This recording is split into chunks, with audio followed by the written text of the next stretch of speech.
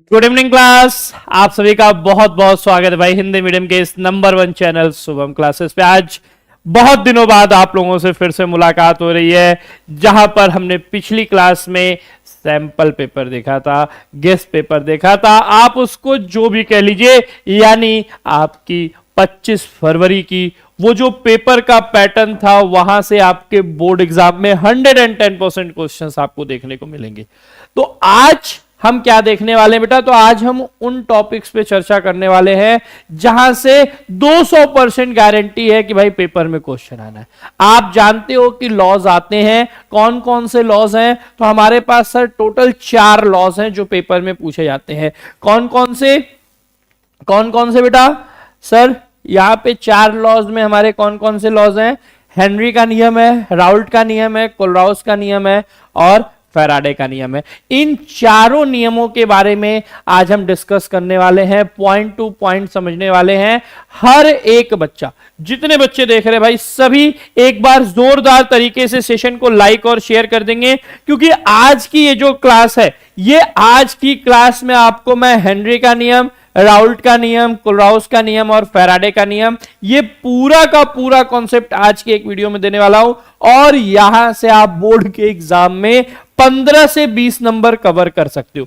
ये 4 टॉपिक ऐसे हैं जो आपको बोर्ड के एग्जाम में 15 से 20 नंबर दिलाएंगे। तो एक बार जितने बच्चे देख रहे हैं, लगभग 500 बच्चे हमारे साथ जुड़े हुए हैं, एक बार हर एक बच्चा सेशन को लाइक और शेयर करते हुए रिप्लाई करेगा। यहां पे क्या एक एक टॉपिक को एकदम डिटेल में स्टार्ट किया जाए? 600 बच्चे, क्या बात है भाई। एक बार थोड़ा सा जोर लगाएंगे और एक बच्चा कह रहा है सर चारों याद है, क्या बात है भाई।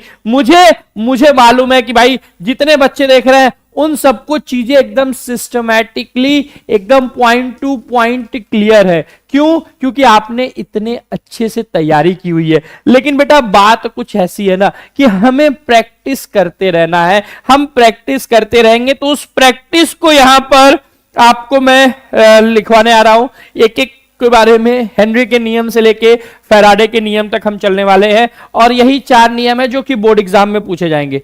Yes sir, yes sir, yes sir, याद है सर, याद है सर, क्या बात है, क्या बात है भाई। चलिए, आपको याद है तो हम यहां पर कुछ चीजें आपसे पूछेंगे भी, ठीक है, कि कैसे होगा, क्या होगा, तो आपको वहां पे जवाब भी देना पड़ेगा। तब मुझे समझ में आएगा कि हां सर चीजें आपको क्लियर है। तो सबसे पहले बिना देर किए हुए हम बात करेंगे बेटा हेनरी के नियम पे। किस पे बात करेंगे? सर हेनरी का नियम। ये जो हेनरी थे ना, इन्होंने, अच्छा पहला क्वेश्चन आप लोग जवाब दो, हेनरी ने किस के बारे में नियम दिया था? हेनरी ने किस प्रकार के विलयन के बारे में अपना नियम दिया था? एक बार कमेंट करके बताइए। 800 बच्चे हैं, सबका यहां पे कमेंट आना चाहिए कि हेनरी ने किसके बारे में, मतलब किस प्रकार के विलयन के बारे में अपना नियम दिया था बेटा। जो हेनरी का नियम है वो किस प्रकार के विलयन के बारे में था? एक बार जल्दी से।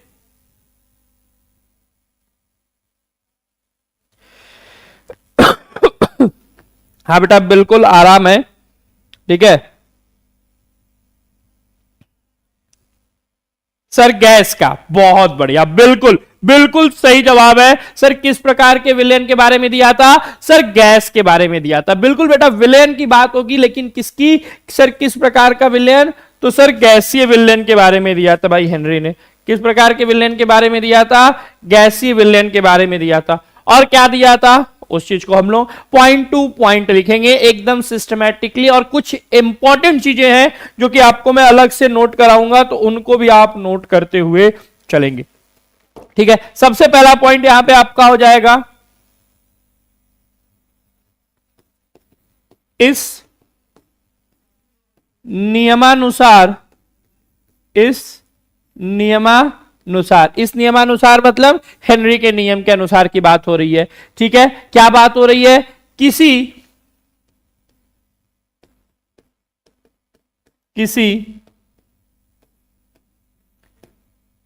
विलेन में, अगर हम कोई विलेन की बात कर रहे हैं, ठीक है, क्लियर है, बहुत बढ़िया, ठीक है। किसी विलेन में या द्रव में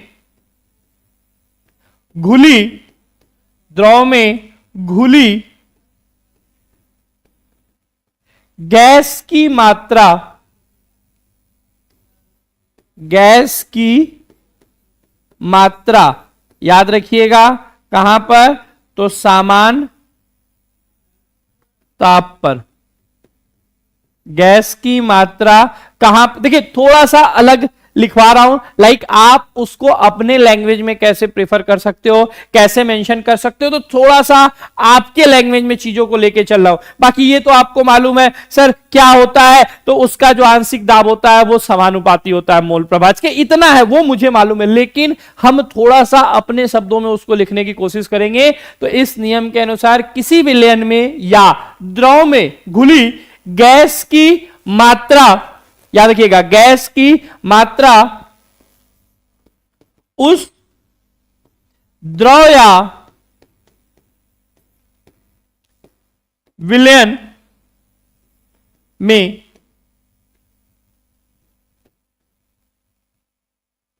गैस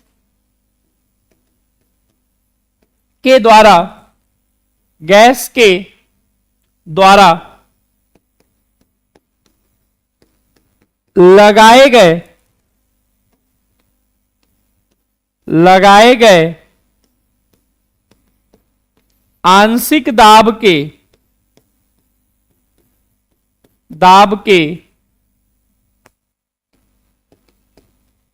समानुपाती होता है। क्या होता है, समानुपाती होता है। क्लियर है, क्लियर है बेटा।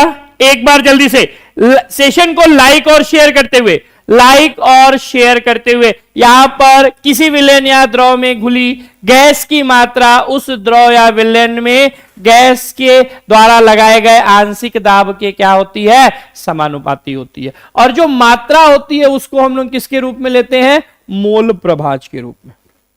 ठीक है, तो इसी को हम और करके भी क्या लिख सकते हैं, और करके इसी को क्या लिखेंगे बेटा, दोनों कॉन्सेप्ट याद रखेंगे। क्या, दूसरे शब्दों में हम इसको एकदम क्या लिख लेते हैं, इस तरीके से, किसी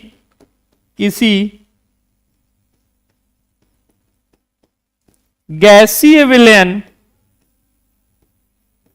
किसी गैसीय विलयन, या ऐसे लिख ले, किसी गैस का, गैसीय विलयन है, किसी गैस का द्रव में विलयन, किसी गैस का द्रव में विलयन उस गैस के द्वारा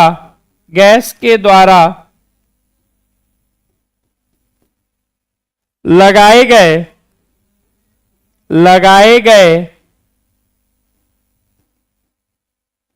आंशिक दाब और गैस के मोल प्रभाज का संबंध, ठीक है, संबंध बताता है। क्या बताता है बेटा, आंशिक दाब और मोल प्रभाज का क्या बताता है, संबंध बताता है। कैसे बताएगा, तो यहां पे बिल्कुल सिंपल सा क्या संबंध है भाई, तो सर P जो है वो समानुपाती होता है किसके, काई गैस के, किसके, गैस के मोल प्रभाज के समानुपाती होता है। ठीक है, इसी को हम और क्या लिख लेते हैं सर, P बराबर KH काई गैस। P बराबर क्या हो जाता है सर, KH काई गैस, जहां पर आप यहां लिख लेंगे, जहां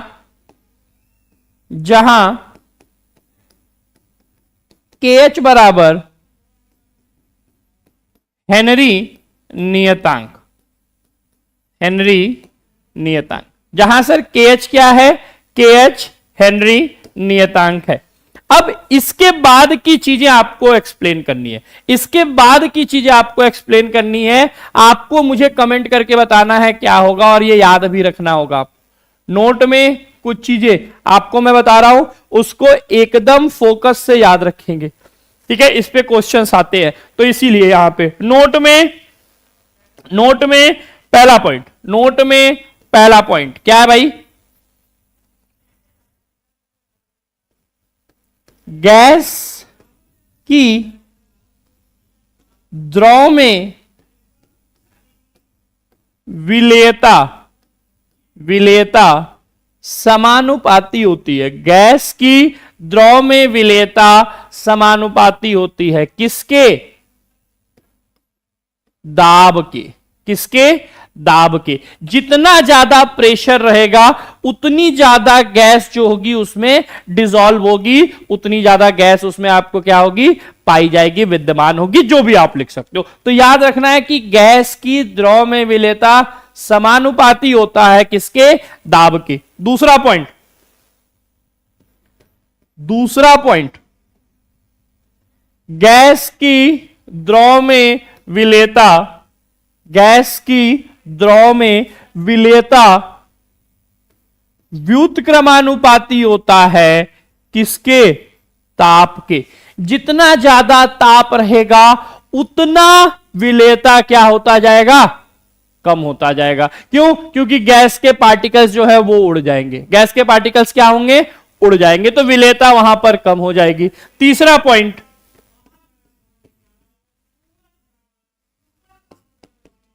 हेनरी नियतांक, हेनरी नियतांक का मान, हेनरी नियतांक का मान ऐसे पूरा लिख लेना है। हेनरी नियतांक का मान किसी गैस के लिए, गैस के लिए, हेनरी नियतांक का मान किसी गैस के लिए क्या होता है बेटा? समानुपाती होता है ताप के। जब ताप बढ़ाएंगे तो हेनरी नियतांक का मान अलग अलग गैस के लिए, पहली बात तो अलग अलग होता है, और उनका मान जो है वो क्या हो जाता है?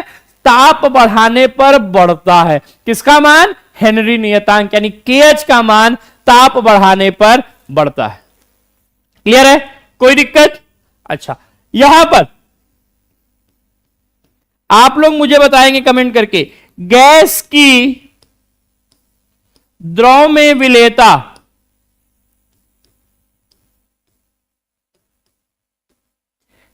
गैस की द्रव में विलेयता हेनरी नियतांक पर कैसे निर्भर करती है? समानुपाती होती है या व्युत्क्रमानुपाती होती है? एक बार भाई जितने बच्चे देख रहे हैं, हर एक बच्चे का यहां पे अभी कमेंट आना चाहिए, उसके बाद मैं आगे चलूंगा, ठीक है। हेनरी नियतांक गैस की विलेयता से समानुपाती होता है या व्युत्क्रमानुपाती होता है? जल्दी से।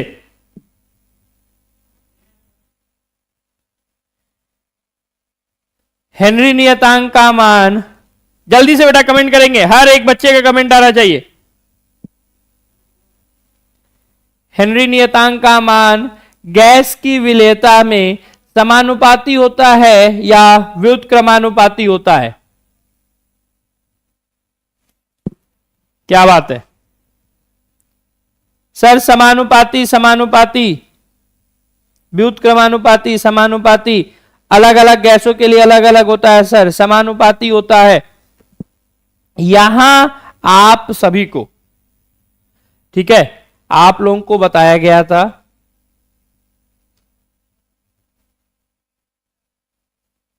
ठीक है, बहुत बढ़िया।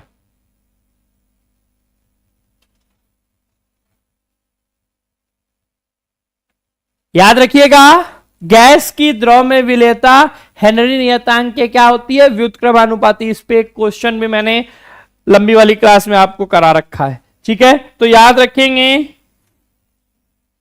अपॉन में के एच। के एच के क्या होता है, व्युत्क्रमानुपाती होता है, यानी जैसे जैसे के एच का मान बढ़ेगा उस गैस की विलेयता क्या होती जाएगी बेटा, कम होती जाएगी। क्लियर है? एक बार सेशन को लाइक और शेयर करते हुए, लगभग 850 बच्चे हमारे साथ जुड़े हुए हैं, एक बार सेशन को थोड़ा सा पुशअप करेंगे और 1000 तक लेके जाएंगे भाई। 1000 तक लाइक होना चाहिए यहां पे लाइव तुरंत।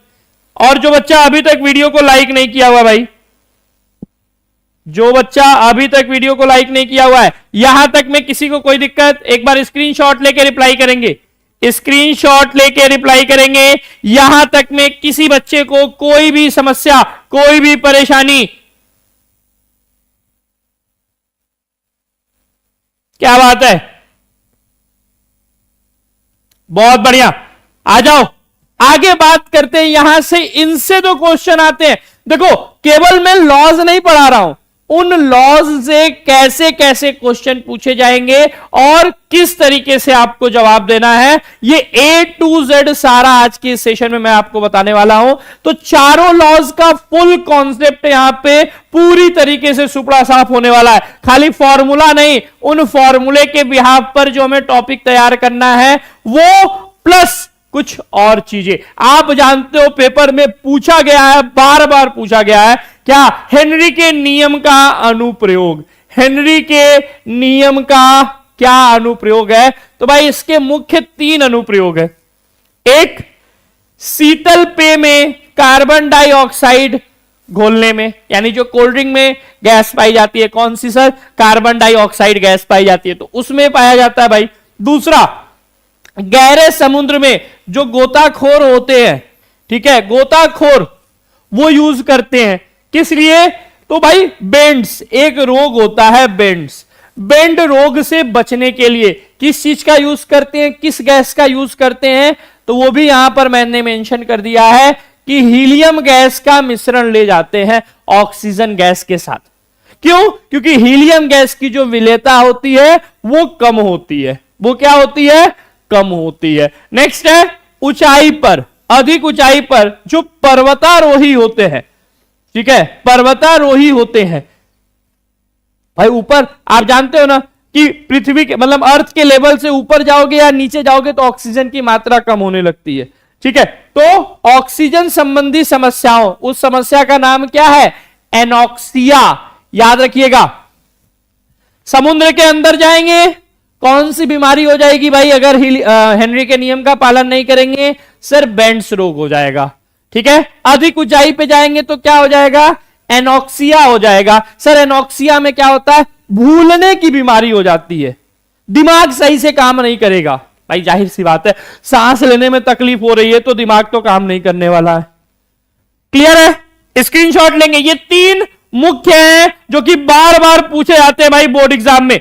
एक बार सेशन को लाइक और शेयर करते हुए, लाइक और शेयर जल्दी से 1000 पहुंचाना है आप लोगों को। 850 बच्चे हैं, 1000 लाइव आने चाहिए भाई। आपके जो दोस्त सर लर्न है बहुत अच्छे से, क्या बात है, आपने बहुत बार पढ़ाया है, बिल्कुल बेटा, आपको चीजें अब यही करनी है भाई। जनवरी आ गया, ये नया साल है, पहली क्लास है केमिस्ट्री की इस नए साल में, तो भाई चीजें हमको ऐसे ही लेके चलनी है। हर वो इंपॉर्टेंट टॉपिक जो हमारे बोर्ड के लिए जरूरी है वो हमें रटा हुआ होना चाहिए, एकदम तैयार होना चाहिए, पॉइंट टू पॉइंट। क्लियर है, आ जाओ। अगला है आगे चलने से पहले भाई, अगला तो भाई देखिए, अगला तो हम यही चाहते हैं कि जैसे ये 7 स्टेट टॉपर, टॉप 10 वाले भाई बच्चे शुभम क्लासेस से आए हैं, इस बार आप हर एक बच्चा भाई टॉप 10 के 10 आने चाहिए, क्योंकि बाकी ऐसे कई बच्चे बेटा जिन्होंने 90-95 प्लस स्कोर किया हुआ है, लेकिन इस बार आपकी बारी है, आप जी जान से मेहनत कर रहे हो, तो भाई आपकी उस मेहनत के लिए ही शुभम क्लासेस का ये संजीवनी बैच आपके लिए मात्र 299 रुपए में। कितने में बेटा, मात्र 299 रुपए में अभी से एग्जाम के आखिरी दिन तक ये बैच आपको मिलने वाला है। और लेकिन इसके साथ एक कंडीशन भी है कि ये 299 वाला प्राइस जो है वो आपको केवल और केवल कल तक के लिए है, उसके बाद इसकी पुरानी वाली प्राइस आ जाएगी, क्योंकि ये न्यू ईयर ऑफर था। तो भाई केमिस्ट्री की पहली क्लास तो इसमें भी ये ऑफर आपके लिए है, बट इसके बाद इसकी फिर से पुरानी प्राइस 499 वो आ जाएगी। तो इसीलिए अगर जिस बच्चे ने अभी तक बैच नहीं लिया हुआ है वो तुरंत प्ले स्टोर पे जाएगा, डाउनलोड करेगा शुभम क्लासेस ऐप, जिसको ऑलरेडी 1 लाख से ज्यादा बच्चों ने डाउनलोड कर लिया है। डाउनलोड करेंगे, पेमेंट करेंगे, पेमेंट करते समय कुछ आउटलेट आपको बेटा ऐसा दिखाई देगा।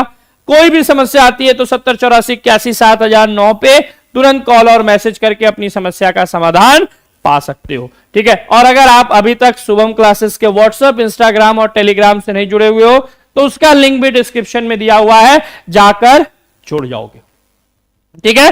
अगला है, अगली बारी किसकी है सर? अगली बारी है राउल्ट भैया की। किसकी बारी है सर? राउल्ट भैया की। राउल्ट भैया क्या कहते हैं? राउल्ट भैया कहते हैं, राउल्ट भैया कहते हैं, राउल्ट के नियम में 2 नियम है भाई, देखिए समझिए, राउल्ट के 2 नियम है। पूरा कॉन्सेप्ट बता रहा हूं, पूरे कॉन्सेप्ट को आपको यहां पर समझना है। एक एक बच्चा भाई सेशन को लाइक और शेयर करते हुए, सर कौन सा 2 नियम है? पहला, वाष्पशील विलेय के लिए एक नियम है, वाष्पशील विलेय के लिए। सर दूसरा कौन सा है? दूसरा है अवाष्पशील विलेय के लिए। तो भाई नियम क्या है? नियम कानून पे तो हम चलेंगे, लेकिन उससे पहले हमें क्या क्लियर होना चाहिए? सर उससे पहले हमें क्लियर होना चाहिए कि सर ये वाष्पशील क्या है, वाष्पशील क्या है। तो यहां लिखेंगे वे पदार्थ जो आसानी से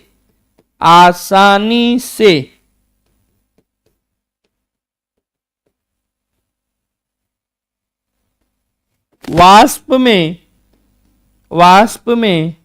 बदल जाते हैं,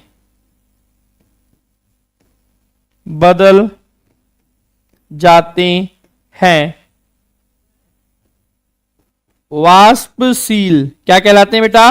वाष्पशील पदार्थ कहलाते हैं।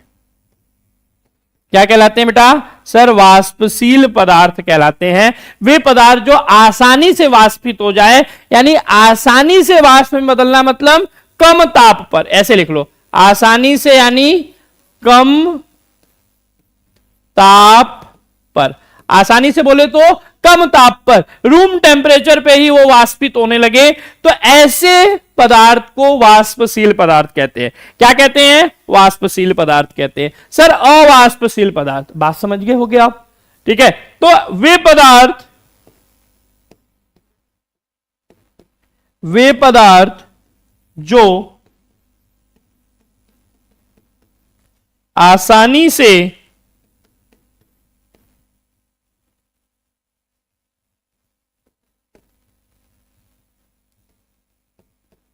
वाष्प में नहीं बदलते हैं बेटा, नहीं बदलते हैं,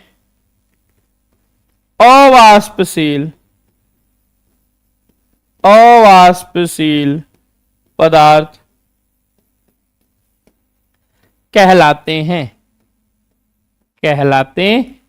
क्या कहलाते हैं? सर अवाष्पशील पदार्थ कहलाते हैं। वाष्पशील वो जो आसानी से बदल जाए, और अवाष्पशील वो जो आसानी से वाष्पित ना हो। जो आसानी से वाष्पित नहीं हो रहे हैं उन्हें हम अवाष्पशील पदार्थ कहेंगे, और जो आसानी से वाष्पित हो जा रहे हैं उन्हें हम क्या कहेंगे? वाष्पशील पदार्थ कहेंगे। इसका स्क्रीनशॉट लो। फिर मैं बात करता हूं कि राउल्ट ने ऐसे पदार्थ जो कि आसानी से वाष्पित हो जाए उस पे अपना क्या नियम दिया था, और ऐसे पदार्थ जो आसानी से वाष्पित नहीं हो रहे हैं उस पे इन्होंने अपना क्या नियम दिया था। दोनों नियम क्लियर है? एक बार भाई दोनों नियम क्लियर है? जितने बच्चे देख रहे हैं सभी का रिप्लाई आना चाहिए। दोनों नियम क्लियर है, वाष्पशील के लिए और अवाष्पशील के लिए।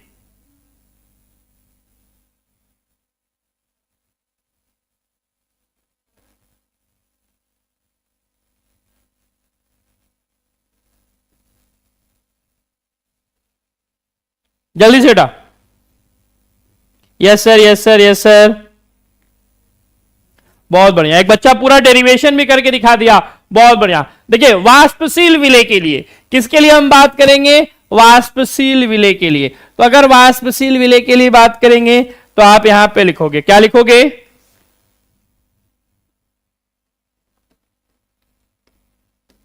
राउल्ट के नियमानुसार, राउल्ट के नियमानुसार जब किसी, या ऐसे लिख लो, राउल्ट के नियमानुसार किसी वाष्पशील, वाष्पशील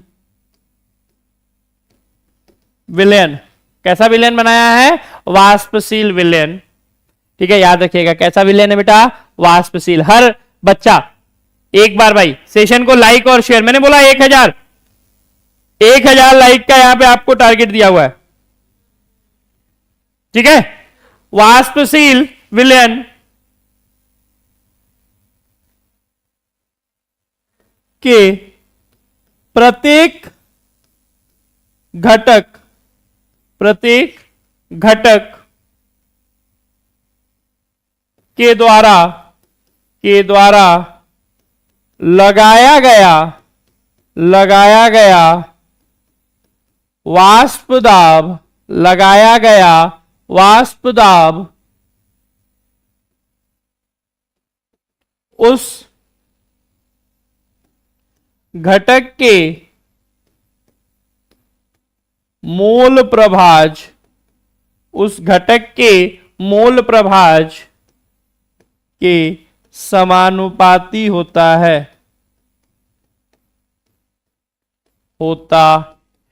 क्या होता है, उस घटक के मोल प्रभाज के समानुपाती होता है। यानी यहां पे जब हम डेरिवेशन करते हैं तो डेरिवेशन आपको याद होगा,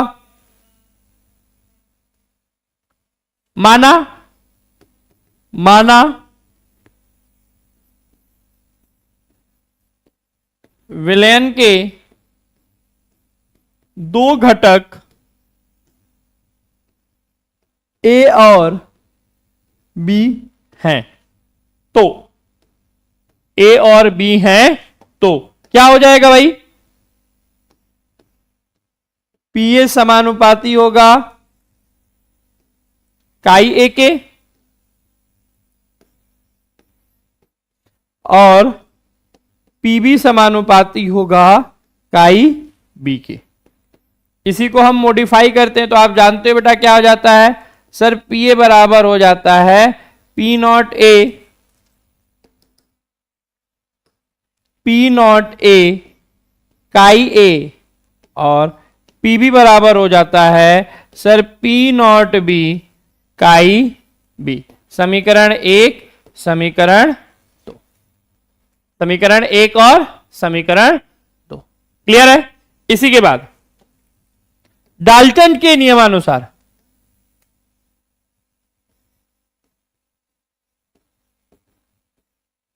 डाल्टन के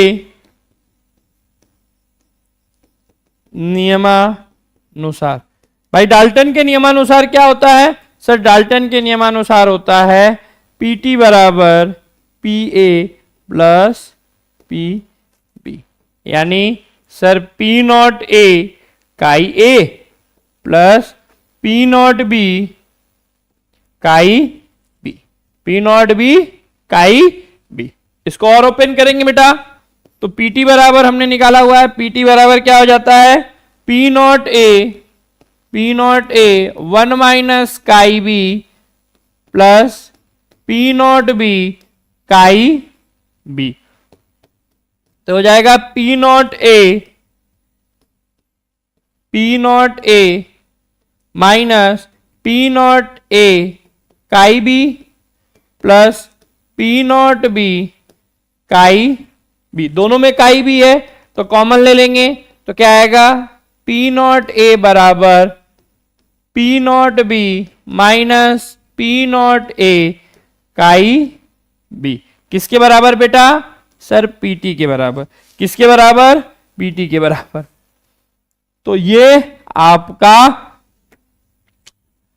वाष्पशील विलेय के लिए। इसका स्क्रीनशॉट लेंगे, स्क्रीनशॉट लेके ये आपका वाष्पशील विलेय के लिए है। एक बार भाई सेशन को लाइक और शेयर करते हुए, सेशन को लाइक और शेयर करते हुए, क्या बात है, बहुत बढ़िया, एकदम ऐसे ही, एकदम। आइए अब बात करेंगे किस पे सर, वाष्पशील हो गया, अब अवाष्पशील का बता दो भाई कहानी। अब किसका बता दें, अवाष्पशील का। तो सर अवाष्पशील विलेय के लिए राउल्ट का क्या कॉन्सेप्ट है, राउल्ट क्या कहते हैं अवाष्पशील के लिए? सर राउल्ट कहते हैं कि जब हम, मतलब उतना पूरा नहीं जाना है, मैं सीधे बता रहा हूं, ठीक है।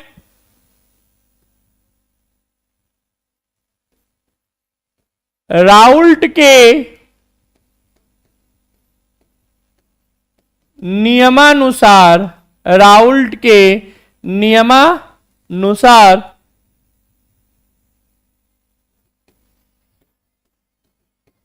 किसी विलयन के वाष्प दाब का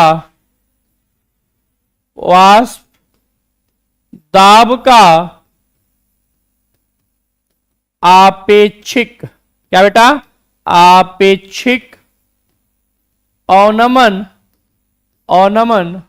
किसी विलयन के वाष्प दाब का आपेक्षिक अवनमन उस विलयन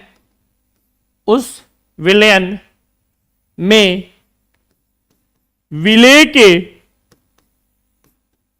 के मोल प्रभाज, विलेय के मोल प्रभाज के बराबर होता है, बराबर होता है। यानी बोले तो अतः फाइनल शॉट, अतः क्या हो जाएगा सर, पी नॉट ए, या ऐसे इसको लिखते हैं, P not minus P S upon में पी नॉट बराबर एन ए अपॉन में N A plus N B. Small A भी लिख सकते हो और कैपिटल भी लिख सकते हो, उससे कोई दिक्कत नहीं है। सर हम लोग स्मॉल लिखते आ रहे हैं तो स्मॉल लिखेंगे, ठीक है। एन ए अपॉन में N A plus N B. यहां से बेटा P not minus P S upon में पी नॉट बराबर हो जाता है एन ए अपॉन में एन बी। चूंकि N A is much less than N B, N A जो है बेटा वो एन बी से बहुत छोटा होता है। किसके लिए? तनु विलयन के लिए। ऐसा कहां होता है? तो सर तनु विलयन में होता है। कहां होता है? तनु विलयन में होता है। तो यहां से हमारा फाइनल फॉर्मूला आता है P not minus P S upon में पी नॉट बराबर W A into M B upon में M A into W B. ये भाई बबलू बहुत इंपॉर्टेंट है, ये फॉर्मूला बहुत इंपॉर्टेंट है, इस पे आपका न्यूमेरिकल आता है तो हर हाल में आपको ये तैयार होना चाहिए। एक बार इसका स्क्रीनशॉट लेंगे, स्क्रीनशॉट लेकर सेशन को भाई लाइक और शेयर, भाई लाइक के लिए मैंने बोला हुआ है और लाइक वाला बटन आप दबा नहीं रहे हो, जल्दी से भाई एक बार लाइक वाला बटन खटाखट दबता रहे और बताओगे भाई दोनों नियम। लगभग 1200 लाइक हो चुके हैं, 2000 लाइक यहां पे तुरंत मुझे चाहिए। आप मुझे बताओ दोनों नियम में किसी कोई दिक्कत, चाहे हम राउल्ट की बात करें चाहे अभी हमने पीछे हेनरी का नियम देखा, तो भाई राउल्ट का ये नियम दोनों वाष्पशील के लिए और अवाष्पशील के लिए एकदम दिमाग में सीधे सीधे बैठा। सर वाष्पशील पदार्थ किसे कहते हैं? वो जो आसानी से वाष्पित हो जाते हैं। अवाष्पशील पदार्थ किसे कहते हैं? वो सर जो आसानी से वाष्पित नहीं होते। जब ये कॉन्सेप्ट दिमाग में रहेगा तो 110% कॉन्सेप्ट आपका क्लियर होगा। बाकी इसको हम लोग कहां पढ़ते हैं? ये वाला अणु संख्यक गुणधर्म में आता है। ये कहां आता है? अणु संख्यक गुणधर्म में हमने पढ़ा हुआ है। और वो कहां पढ़ा हुआ है? शुरुआत में पढ़ा हुआ है। क्लियर है? दोनों में किसी को कोई दिक्कत? एक बच्चा कह रहा है सर राउल्ट के नियम में दोनों लिखना पड़ेगा। नहीं बेटा, क्वेश्चन में क्लियरली पूछेगा कि वाष्पशील पदार्थ के लिए या अवाष्पशील पदार्थ के लिए, तो वहां पे बोलेगा तो आप लिखोगे। वाष्पशील के लिए पूछेगा तो पहला वाला, और अवाष्पशील के लिए पूछेगा तो दूसरा वाला। हाँ, अगर नहीं क्लियर करता है तब भाई देखिए आपको दोनों मेंशन करना पड़ जाएगा। अगर उसने क्लियर नहीं किया तो समस्या है, बट क्लियर रहता है। ज्यादा प्रेफरेंस आप लोग इसको दोगे वाष्पशील के लिए। राउल्ट का किसके लिए? वाष्पशील के लिए। ये भी लिख सकते हो, और पेपर में आप देखोगे, आप पीवाईक्यू उठाकर देखो, उसमें बोला हुआ है राउल्ट के अवाष्पशील विलय के नियम को समझाइए, तो बोल के लिखता है। ऐसा कुछ नहीं है, जैसा बोलेगा वैसा हमको लिखेंगे। क्लियर है? जल्दी से बेटा, क्लियर है? सर एग्जाम में दोनों अलग अलग, बिल्कुल बेटा, एग्जाम में दोनों अलग अलग कॉन्सेप्ट से आपका आएगा, तो उस हिसाब से हमको यहां पे लिखना पड़ेगा। क्लियर है?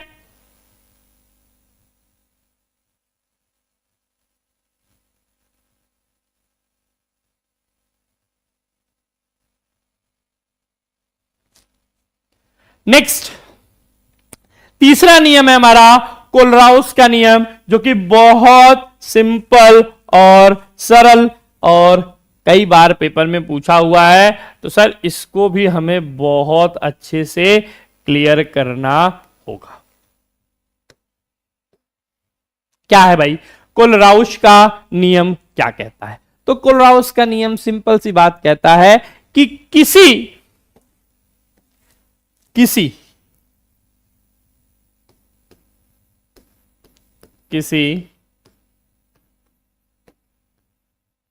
विद्युत अपघट्य की अनंत तनुता पर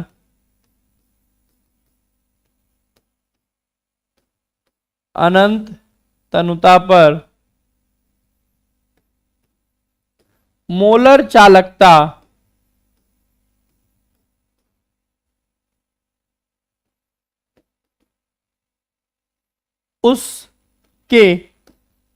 उसके धनायन व ऋणायन के योग के बराबर होती है जब उसमें उसके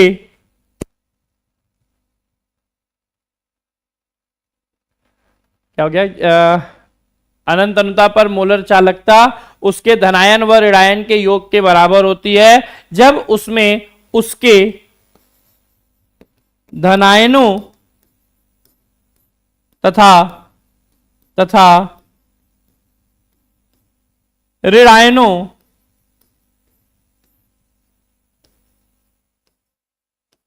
की संख्या का गुणा